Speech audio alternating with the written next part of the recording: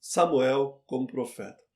Na aula passada, quando eu apresentei a terminologia que o Primeiro Testamento utiliza para se referir aos profetas e às profetisas, eu disse que Samuel é um divisor de águas entre o período dos juízes e o período da monarquia, no qual se inicia a atividade profética mais estruturada e consistente. Ali eu apontei também como na pessoa de Samuel se concentram os quatro principais termos usados para designar os profetas no Antigo Testamento. Samuel é chamado de vidente, Roé, em 1 Samuel 9:8, de visionário, José, no primeiro livro das Crônicas 29:29, de homem de Deus, Ish Elohim, no primeiro livro do Samuel 9:6, e de profeta, Nabi, primeiro livro do Samuel 3:20. Isso. Muito bem.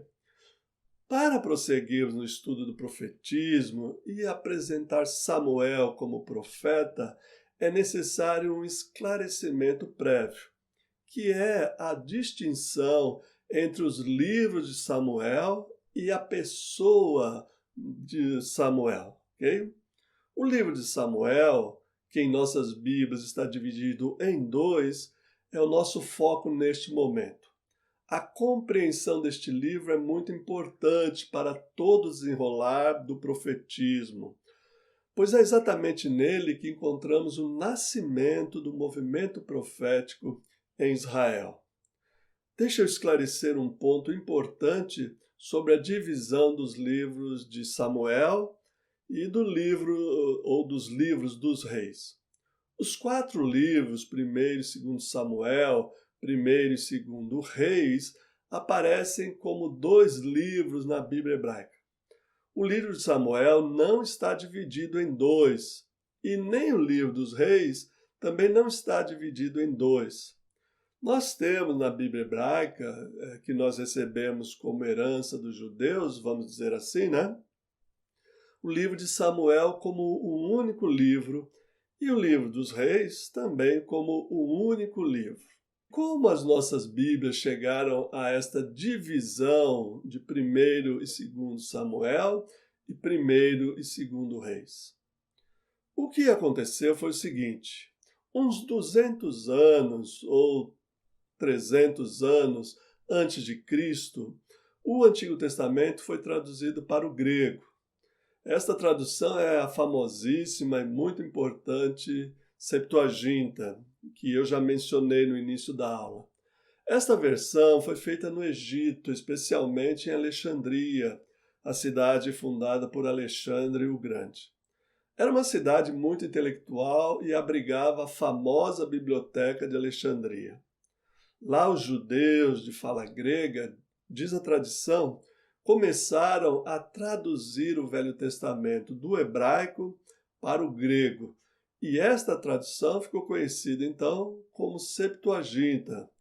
Septuaginta quer dizer 70, porque, como diz a mesma tradição, 72 sábios judeus foram chamados de Jerusalém para fazer essa tradução em Alexandria. É certo que há bastante lenda e histórias em torno dela, e hoje se sabe, pelo estilo, que a Septuaginta foi traduzida em diversos períodos até essa tradução ser formada. Na Septuaginta, o livro de Samuel aparece dividido em dois, com o nome de 1º livro dos reis e 2º livro dos reis. Enquanto que o 1º e o 2º livros dos reis aparecem lá na Septuaginta como 3º e 4º livro dos reis. As traduções latina e vulgata acompanharam essa divisão da Septuaginta. Foi só por volta do século XVI que os cristãos começaram a dividir o livro de Samuel em dois livros e a chamar 1º livro de Samuel e 2º livro de Samuel. Da mesma forma, fizeram com o livro dos reis.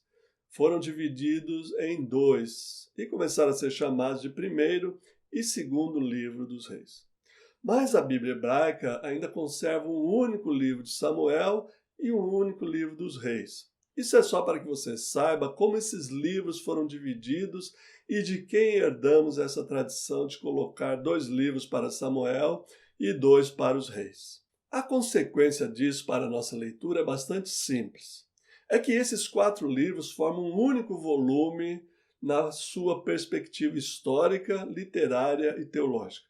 Por isso eles são agregados juntos com o livro de Josué e Juízes, tendo como abertura o livro do Deuteronômio. Feito esse esclarecimento, vamos adiante. Eu já mostrei que os livros que nós classificamos como históricos não são livros históricos no sentido de narrativas históricas simplesmente, mas se constituem uma narrativa histórica da história de Israel, vista sob o ponto de vista dos profetas. E isso é sensacional, é maravilhoso, porque nos dá um óculos diferente do que estamos acostumados. Sempre lembrando, é claro, que os profetas anteriores e posteriores, e isso vai desaguar na vida de Jesus, serão sempre comprometidos com as prescrições da aliança e do Deuteronômio. Não é por acaso que Jesus estabelece a nova aliança no seu sangue. Ele vem estabelecer, ou na verdade restabelecer, a aliança na compreensão do Deuteronômio, na compreensão do Antigo Testamento. Mas para o final da aula, eu vou falar mais detalhadamente da aliança do Senhor, pois a ruptura da aliança é o principal foco da pregação profética. O ponto importante a se destacar aqui é a figura de Samuel. Temos o livro que leva o seu nome, mas também temos a pessoa de Samuel. A história de Israel tem meia dúzia de datas que você deveria saber de cor, vamos dizer assim, porque elas são pontuadas por momentos de crise. E aqui, com o livro de Samuel, nós temos uma crise que vai transformar a história de Israel de uma vez por todas e de forma definitiva. Vai se transformar, ou se transformou, na ruína do reino de Israel. Então, este momento de crise é um momento crucial. Samuel nasceu para dividir esse momento de crise, que tem a ver, por exemplo, como o momento de crise do sacerdócio. Eli era o sacerdote que ministrava no santuário de Siló junto com seus 2 filhos. Então Samuel nasce. Você conhece bem a história do nascimento de Samuel. O primeiro livro de Samuel já abre com a história de seu nascimento miraculoso. Por conta disso, Samuel é dedicado ao Senhor como um nazireu, como Sansão foi no tempo dos juízes. Nazireu é uma pessoa consagrada ao Senhor. Samuel é separado para servir ao Senhor. Por isso ele é enviado ao santuário de Siló e criado aos pés de Eli, como relata o primeiro livro de Samuel 2:11. Eli tinha 2 filhos, e aqui aparece a primeira crise. Se você tem a Bíblia aberta, você pode ver no primeiro livro de Samuel, capítulos 1 a 3, que fala de Samuel e também dos filhos de Eli, que são repreendidos por causa de uma coisa muito, mas muito impressionante. Eles não se importavam com o Senhor, diz o capítulo 2, verso 12. Os filhos de Eli eram homens malignos e não se importavam com o Senhor. A edição mais antiga da versão Almeida tem filhos de Belial em lugar de homens malignos. O texto hebraico diz filhos de Belial mesmo, expressão que significa, por todo o Primeiro Testamento, uma pessoa ligada ao mal, que pensa e faz maldade. É uma expressão bem dura, viu? Se levarmos em conta que os filhos de Eli estavam a serviço do santuário.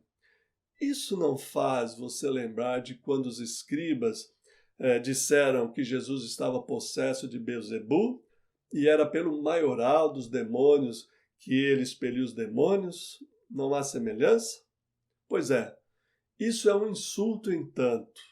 Note como no mesmo capítulo, verso 17, o autor lê ou considera a atitude desses moços como um grave pecado, quando ele afirma: era, pois, muito grave o pecado desses moços diante do Senhor, porque eles desprezavam a oferta do Senhor. Esse desprezo pelo Senhor e pelas ofertas oferecidas ao Senhor foi o pecado dos filhos de Eli.